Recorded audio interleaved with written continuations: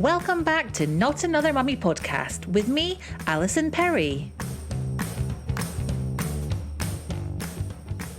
My guest today is Kat Sims, blogger, content creator, podcaster and huge mental health advocate. I chat to Kat about the importance of talking about mental health. She tells me all about her own mental health journey, starting back in her teenage years when nobody really spoke about this stuff, right through to having post-natal depression when she had her daughters. We talk about the stigma around anti-depressant medication and why she's a big fan of taking her pills and being open about it online. Kat is wonderful to follow, so whether you're in need of mental health talk or not, I heartily recommend that you go and check her out. I really enjoyed our chat, so settle down for a listen.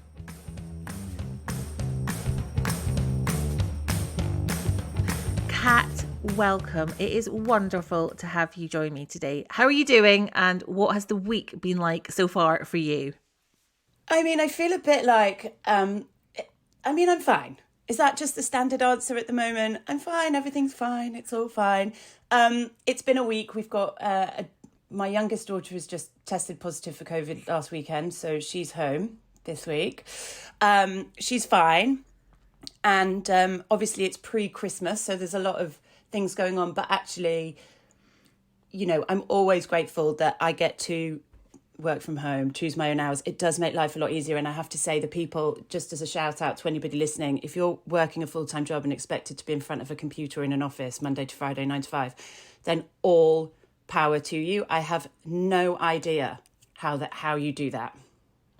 It's really hard. And I also think that in the run up to Christmas, everything just steps up a notch, doesn't it? And yes, it's magical and it's wonderful and all the rest of it, but it just adds this extra layer of admin. Like you were just talking just now about how you were running around trying to sort costumes for school. Yeah, and she's not even at school. That's the hilarious thing, but she wants to be involved. So they're doing they've been learning about old toys and things this half term. And so all the kids are going in dressed up as a toy, like a favourite toy that they love. And she doesn't want to miss out. And of course, I'm not going to let her miss out, but at the same time now we have to make a bloody Pac-Man outfit.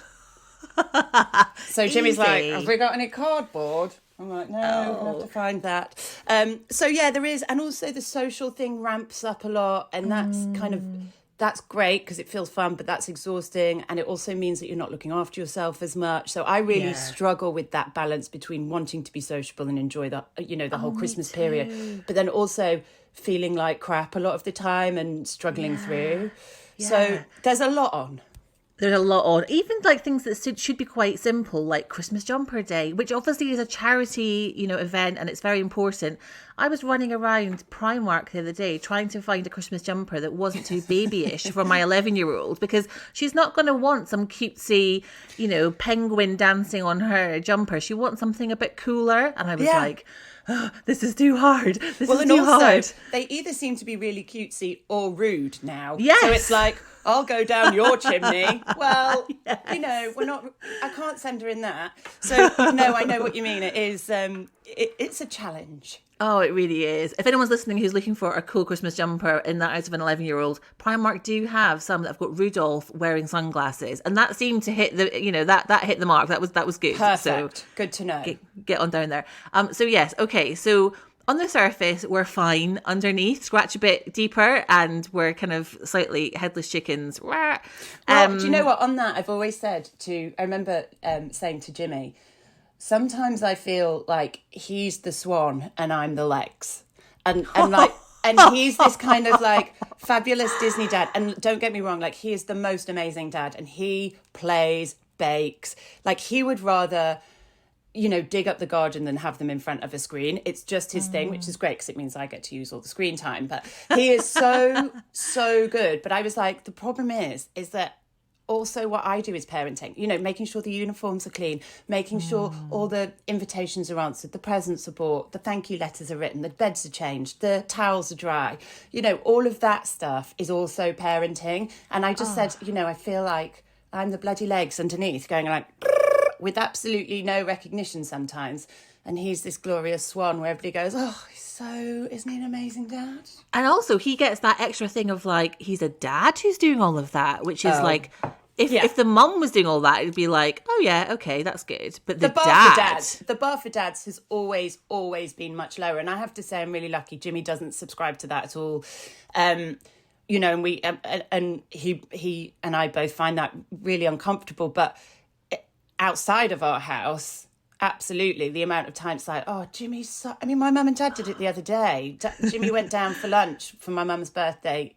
I didn't go because I thought I'd have COVID, and you know, I had maybe 3 phone calls that evening. I just thought I'd say what a wonderful father he is. I was so like, lucky. You're so lucky to have him. I'm like, I mean, all right, thanks. It's hard, isn't it? Because you don't want to take anything away from the fact that he is a human being who is good at parenting, right? Yeah. But equally, there is definitely this imbalance between how people view men parenting and how people view women parenting. And it's a little bit frustrating at times, isn't it? It is. But, you know, again, I'm just going to focus on the positives. I'm very lucky.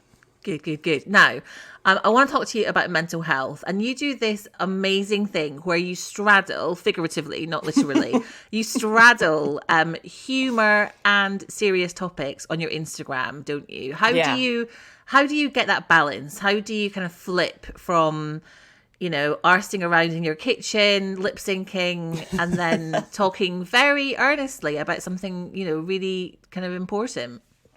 But I'm definitely going to put arsing about in my kitchen on my CV for sure. Sorry, have I just like diminished? Absolutely not. The Listen, work that you do. That is literally exactly what I do for a job, and I wish one day there'll probably be a better term for it. But for now, I think arsing about in your kitchen is absolutely spot on. I think it's all part of the same thing. You know, I think you can't take anything too seriously, including mental health and all of the stuff that goes along with that. I think you have to be able to see the light and the dark, the shade, the nuances in between everything. Something isn't just always serious and something isn't just always funny. You know, sometimes I'll do something funny, but there's hints of serious undertones to it and relating to confidence or self-esteem or well-being. And sometimes I'll do something serious, but I'll make it fun and I'll make it make people laugh about it, because, you know, the problem is that we're not talking about mental health. We're stigmatizing it still so much. And I know it's come an awfully long way, but I still get messages time after time after time. Either people want to go to therapy, but their partner absolutely refuses for no reason other than they just don't want to go. People have gone to the doctors and asked for help. The doctors prescribed them medication and they won't take it because the stigma around mental health medication. You know, so there's lots of things that I do that are like, yeah, you know what, I might be arsing around, but I'm also talking about mental health and it's funny and you're laughing and we're all safe and it's good. So let's extend this conversation. And I think that's what's really important. And for some reason, I just was never born with that, or I never developed that like bone inside me that has this kind of shame of things that are real. I mean, obviously there are certain things that I look back and go, God, that I'm never talking about that. But in terms of like mental health, I've never had that feeling of shame about it. I've always been quite open and honest about it. In fact, I used to quite enjoy when I was first diagnosed with depression at 27, although I suspect I'd had depression in my teen years as well. I remember, you know, going, well, in dinner conversation, like, yeah, well, I'm on antidepressants. Not as a sort of sympathy thing, but because I was really desperate to just be open and honest about it. Do you think there was a slight shock factor thing there too? Were you trying to almost like provoke? Because I think sometimes when something does feel like there's a stigma or it's a taboo, sometimes I know I get this kind of like desire to kind of like push it into the conversation, to be like, no, I'm gonna challenge this. Yeah, I think so. I mean, I don't know if I was doing it consciously. I was still fairly young, and I think, but definitely there was something in me that didn't want to keep that part of me secret. I've never, you know, I'm not a person who keeps secrets. I'm genuinely terrible at that, and it you know, that's not my proudest quality. But in this instance, it's quite good. I've always been very open about how I'm feeling, and So yeah, maybe there was an element of provoking it, of starting a conversation, but it's just always been the way. So when I moved onto Instagram or onto social media, it just was a very natural fit to start talking about that as well. And it's just so. If we're talking about pandemics, mental health is one of the pandemics that we are not as worried about as we should be. Yeah. And I really just, through everything I do and all the content on social media, it's all about making people feel like it's okay to not be on top form, to not be perfect, to not be operating, at 100% all the time. Yeah, which is just impossible. Now, you mentioned that you were diagnosed with depression at 27, but that you felt, you look back and think you probably did suffer from it as a teenager.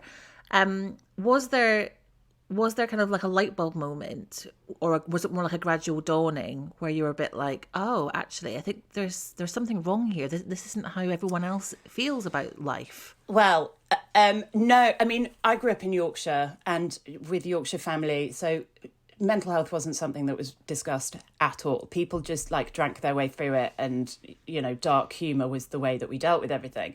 And it was Christmas and I was 26, 27, around there. And for some reason, none of the rest of my family were around. I don't know whether they were travelling or not. So it was just me and my mum and dad at Christmas, which was literally the worst. And I wasn't great. Anyway, Christmas morning came and I went to open my presents, and my mum and dad, I cannot tell you how true this is, had bought me for Christmas a steering wheel lock and 6 pairs of black socks. And let me tell you, Kat. I didn't need to be depressed to be pissed off about that, but it didn't help matters at all. And I was like, and Mum said, well, you knew we weren't going overboard this Christmas. I was like, Mum, you could have bought me a journal and a pen, anything. You could have bought me anything else, some bubble bath. You could have bought me, a bottle of bin juice and told me to drink it. And frankly, that would have been better. And it was just the most, and it pushed me right over the edge. And I remember just crying and I couldn't stop. And I had known that something wasn't right. And so I remember on the 27th, because obviously it was Christmas, we went to the GP and sat there, and they ask you those 10 questions that are just devastating to be asked. But, I answered them honestly, and it was very clear that I hadn't been feeling very well for a while. And it was only as I went through the process of going through different meds, trying them out and therapy and all the rest of it, that I realised that actually, as a teenager, I'd gone through these same periods, but I don't know how you feel, Alison, but nobody ever considered the option that a teenager could be depressed or have any mental illness or also, issues at all. I mean, I think we're similar-ish in age. I think actually that's not true. I think you're quite a bit younger than me, but we're talking about the 90s here, are we? Late 90s? Yes, early 90s? Sort of mid to late 90s, yeah. I'm 40, so 81. Oh, you're 40. Okay. Yeah. You're only a couple of years younger than me. I don't know why I just naturally assume that everyone is I know, we always hugely do. younger than me. Yeah. But anyway, thinking back to that period, people just weren't talking about this in general. It just wasn't. No. It just wasn't part of the conversation. No, and I think my mum and dad definitely struggled with it at first. And to give them credit, they kind of adjusted. They were really supportive. It wasn't something that they kind of brushed under the carpet. They were uncomfortable with it for sure. But then, I suppose I was to a certain extent. And then as the years have gone on, they've been very supportive, and I've been very open about when I've struggled. And obviously then when I had Billy and had postnatal depression, they saw that firsthand. And, I've been very, very lucky. And I know that lots of people don't have that kind of support when it comes to mental health, among their family. So for that reason, I'm grateful, but it's not an easy thing navigating your mental health and motherhood in any way, shape or form, because I think to a certain, if there's anything that people can get judgmental about, it's motherhood and how you should parent. And, to a certain extent, I feel that like that's born out of fear. I think we've commodified motherhood to a point where, people have written books on how you should parent. They've created gadgets and things that show you that this is the best way to parent if you have one of these things. And so by implication, the power, our own confidence in our own power and our own intuition when it comes to parenting is undermined, because we assume, well, we don't know it. If we have to read these books, and if these books need to be written, then we need to learn parenting and motherhood. And actually, the opposite is true. And I think that in doing that, we've given people kind of carte blanche to sort of make a judgment on other people's parentings. And it's out of fear and insecurity, because of course we're all worried that we're not doing it right. So we see somebody doing it differently, we panic, and the reaction is that we criticize, because we don't like that feeling of thinking we're not, well, if they're doing it that way, I must be doing it wrong, or am I doing it wrong, all of that. And it's really, really, really sad, because it's something that has been, it's an idea that's been created. I could go so far into this when we hit the patriarchy and all of that, but essentially, it's divide and conquer, and women have been pitted against women for centuries, and motherhood's no different. And if you then have to add on to the mix that actually mentally I'm also not great, that puts you in a really vulnerable position. And we're not supposed to be vulnerable as parents. We're supposed to be rocks. We're supposed to be the safe place. Invincible. Yeah. And it's just so overwhelming. It's interesting, isn't it? 'Cause I feel like in the motherhood space online, so, the whole blog world, Instagram, where we kind of spend a lot of our time, we're very good at talking about postnatal depression, and it feels like there's very much a conversation around it. But then there's this whole other massive thing, just day-to-day mental health of mothers. And I think it's just as important. And I think that it's quite easy to almost explain PND quite easily. Like, oh, my hormones sent me a bit crazy. And that feels a bit easier to talk about than it being a more long-term issue. Yeah, it's very easy to accept postnatal depression these days. Again, that's fairly new. But you're right, there's no room for you to say, actually, I just find the day-to-day things difficult without people criticising you. And, it is hard. That's the reality of it. And I was doing another podcast yesterday and came across this idea that, there's this saying that if it's worthwhile doing, it's hard, or something like that. If it's hard, it means it's worthwhile doing. Yes. And yet we don't apply that to parenting. If people say, oh, I find it really hard, they don't go, well, that means that this is a really worthwhile job that you're doing and you're doing really well. They go, oh, you find it really hard. Oh, I don't know if that should be it. Well, I find it really, it just came to me so naturally. Yeah. Oh, bore off, Janet. Let's just all give people the space to say things are hard. And I don't care if you've got 17 nannies or anything, everybody's hard is different. And that's really, really important. And I know it's not easy to accept that somebody who is quote unquote better off than you finds things hard. But they will find things hard, and we have to let them. It doesn't invalidate our own hard. It doesn't make our struggles any less more real. But I think people feel we're so triggered.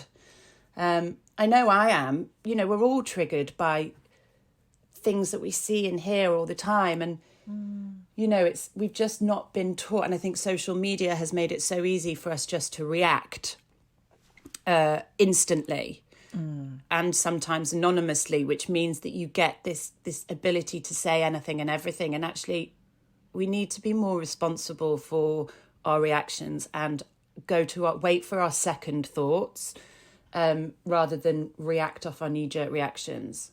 And also, life isn't like that. I mean, I know that now we have social media, an aspect of life is like that, but the real world, you don't walk around reacting to things and walking up to someone in the street and telling them exactly what you think of them based on one thing that you've witnessed them doing whilst walking along the street. I mean, no. It's just not how the world works. I mean, there is. I do understand there is this conflict, because when you're working on social media, if you're a content creator, an influencer, or anything like that, you're told to pick a lane, right? You're told to stand for something, to be consistent. If this is what you want to talk about, I'm going to stand for motherhood and mental health. That's great. So if somebody doesn't like my stance on that, it's very difficult for them to see the nuance, the fact that, all right, they might not agree with me on that, but actually, if they knew me, we might love all the same movies and eat all the same food and, read all the same books. But, because we're judged on that one thing, there's just no nuance anymore in terms of allowing people to have different elements to themselves. My dad, I love him to death. He was a brilliant, brilliant dad. He still is a brilliant dad. But he's also a Tory. I mean, I have... I'm really sorry to hear that, Kat. I know. I'm so sorry. It's hard. And I mean, it really is hard. We can't talk about politics. Absolutely not. We can't talk about it. But at the same time, that doesn't mean he's a horrible person. He's a great dad. He's a wonderful grandfather. He's funny, talent, all the rest of it. And so you have to be able to forgive people certain things that you don't like. You realise that every single person listening who has ever voted Tory is now hitting the stop button. I know. I'm really sorry. No, but listen. But the point is, I don't hate Tories because they're Tories. Do you know what I mean? Like, if you're a Tory and you come at me like an idiot and you're rude and aggressive, I hate you because you're rude and aggressive. I'm here for the conversation. I love talking to people that have different views to me. That's the point. That's how we grow. That's how we heal. That's how we progress. And that's what social media has taken away. They've taken away this space for conversation. You have to either be this side or this side. And that's really frustrating. And also, I think that people have forgotten how to just switch off. So, I, for example, if thinking about humour, I don't like the humour that I see when I watch Mrs. Brown's Boys, for example, right? No, neither do I. I just switch it off. I too. don't get in touch with the producer, the director, the actors on social media, or hunt them down or find their phone numbers and tell them how terrible they are. It's like my choice as a consumer of media is to just not engage with that programme, right? Absolutely. And I think there is a lack of a sense of humour, honestly, and it's not so much on all platforms. I think it's been there on Instagram. I think it's coming back. I think that's why TikTok took off so hugely during the pandemic, because you could make the jokes that you can't make on Instagram. You could say the things, about your kids tongue in cheek that you just can't say on Instagram because people will go, that's just awful. I can't believe you just said that about your child. Well, did you see the stick that Jova Lee got this week for a sketch that she did where she pureed some French fries from McDonald's? Yeah. I mean, and she got a lot of abuse saying, that's terrible. That's, really, obviously, like, that's terrible nutrition. And she's like, guys, it's a joke. I'm not actually suggesting you puree these French fries and give them to your baby. No, but people are just triggered. And I mean, it blows my mind. I think you do get more, what's the word? You get less sensitive to it, for sure. That kind of trolling can really hurt you at first, but eventually you just realise that actually it's just it's the name of the game. And, comedians have been dealing with it in real lifetime when they get hecklers. It's no different. So there is that element of it. But that's kind of what I want to do with motherhood, is make people feel okay about laughing about it. And because I think that has been missing for a little while. Yeah, I think you're right. And also I think it's interesting thinking back to what you said about how you've never felt shame when talking about mental health online.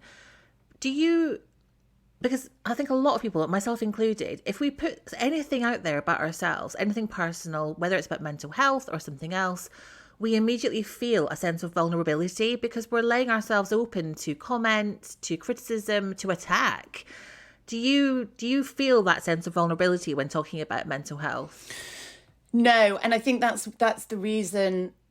Yes, in real life, but actually on the internet, when I talk about social media, I think that gives me kind of a protective barrier. I'm very, everything I do on Instagram and on social media, it's authentic. But of course, we are content creators, so we do create. So I will happily talk about my mental health and stuff. It doesn't mean that I haven't processed it in an ugly way before then. That might not necessarily be on social media. I might talk about it. I might write about that. But I'm unlikely to film the kind of really, really ugly stuff. But I'll come back to social media to talk about the lessons and the things. And I think that gives me a barrier that allows me to talk about it as if it's, like a podcast or something like that. It's content. And I think that's the real difficulty, that kind of, I think if you really want to do well as a content creator or as an influencer or anything like that, not that this is what that podcast is about, but it kind of plays to the point, you have to recognize that there's a really fine line between being absolutely your everyday ugliest self on social media and creating content that represents that in a way that's relatable, that doesn't put you in a vulnerable position. Yeah. And I think that's what's really important. And it doesn't make it any less authentic, because everybody knows, you know, we're not making it up. I suffer from mental health. I'm just creating content that helps me, that helps hopefully people who see it, that allows for conversation in a way that isn't me putting myself at risk. I also think that by doing what you've just described, it's more helpful to people who are following you, because if you were just on stories every day that you felt shit and you were having, you know, a really low period, and if you were just on stories sobbing all the time, talking about how you were feeling, that's not hugely helpful to people. Whereas I think that if you are talking about mental health in a way where you've had a bit of a, you know, a thought, a light bulb moment where you're like, oh, you know, that really explains it well, or that's something that can help people, and then you package it up into a post or a video or whatever it is, that's more helpful. So there is that thing of like, is it authentic, but how helpful is it? And you've got to strike that balance, haven't you? Well, yeah, and it's like authors don't publish their first draft. You know, you fine tune it and you edit it over and over and over and over and over again. And you know, there is a slightly different expectation for people on the internet that, like, to be authentic, you have to be giving your full self. But people don't feel comfortable when they see you in real crisis. That's not comfortable to watch. So, and it's not just about, I mean, it is about how helpful it is for people who are consuming your content, but also if I'm in real crisis or if I'm really struggling, it's not helpful for me to be on the internet all the time. Like, that's not how I need to look after myself at that point. That's not self-care for me. That's really, there's something wrong. You know, if you see me in crisis on stories, then call me, because I'm not in a good place.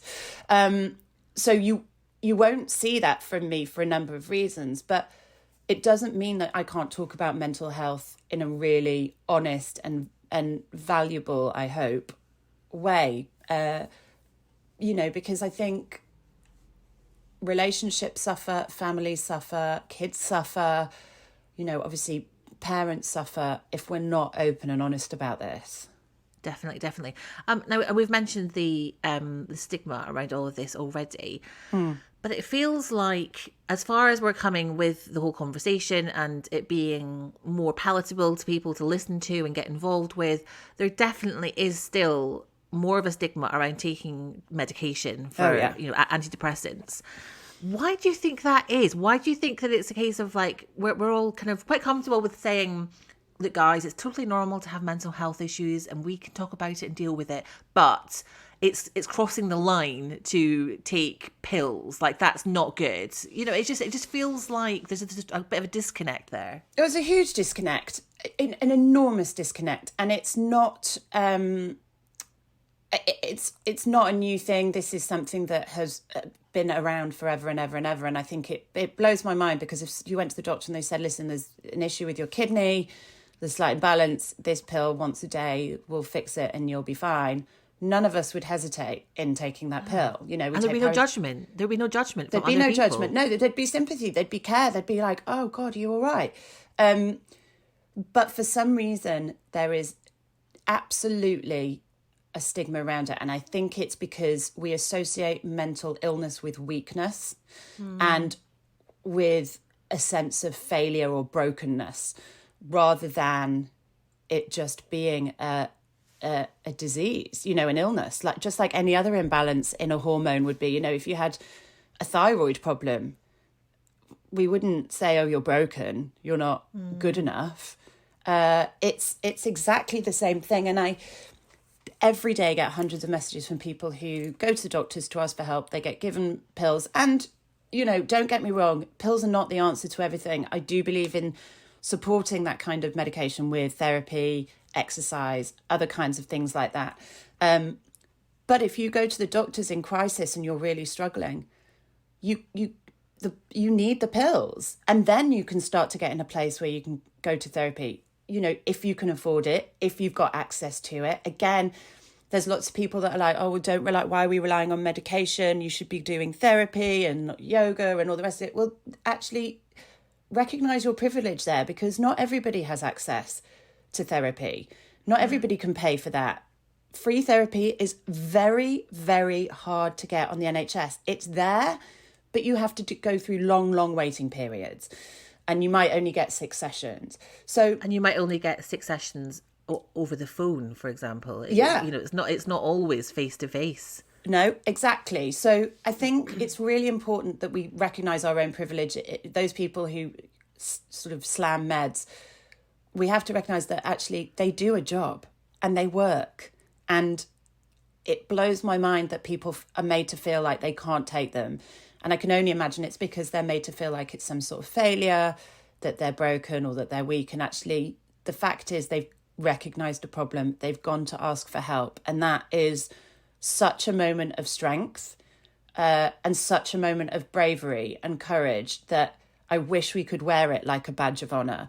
And in fact, Dr. Alex George from Love Island fame, who's now mental health ambassador and does a lot of work with charities and the government, has just launched a campaign on social media, which is #PostYourPill. And I did that yesterday. And it's, again, just putting a picture of, your pill on Instagram and just talking about your mental health. And it's really, I see it popping up more and more and more. And I think it's really important to see people who look like they're thriving. Well, they are thriving. Just because they have to take a pill every day doesn't mean that they're not thriving. Share that honesty, and it does make people feel better. For all the criticism we can have about social media, seeing people who are in the same position as you makes people feel better. And I think one of the things I get sent the most is a message that says, oh God, I thought it was just me. That is my most common message. Yeah. And I just always say, do you know what, babe? It's never just you. It's never just you. It's never just you. I thought that post you did with just, the stark image of of the pill in your hand that you posted this week was just so powerful. So, I genuinely think that will help a lot of people. Well, that shout out has to go to Dr. Alex George because he's the one that started it. But it is. He listens. So he'll hear this. That's all good. It's all good. Does he listen? No. Oh, I love him. Well, we should tag him though, because we talked about him a lot. Yeah, he's like my Insta crush. So yes, let's broaden this conversation. Let's do it, and let's really make people feel that. I want to change that narrative around asking for help, and just make it clear that that's your moment of true strength when you can do that. Oh, it's not weakness. It is the opposite, isn't it? Absolutely. Oh, Kat, what advice do you have for someone listening who suspects that they're in need of some help and support, but they are feeling that fear, that, kind of... Yeah. It's really hard, right? Because, you whether it's going to your GP, whether it's thinking about therapy, you almost feel like this is like a mountain that I need to climb. And how do I even start? So this may sound really, really silly, but it's almost like you just have to practice saying the words. So I remember being really, when I was 26, 27, really reluctant, not quite knowing how to say it. And I remember talking, first of all, to myself in bed, having that, as if I was having that conversation with somebody and explaining how I felt. And then I think I started speaking to the cat about it, and then I would write it down. And so the more I got into the habit of saying the words and owning them and writing them, the less scary it felt. It was still really, really hard to say it out loud for the first time, don't get me wrong, and it is really, really hard. But it really helps to spend some time practicing it, putting it out there, even if nobody's listening at first.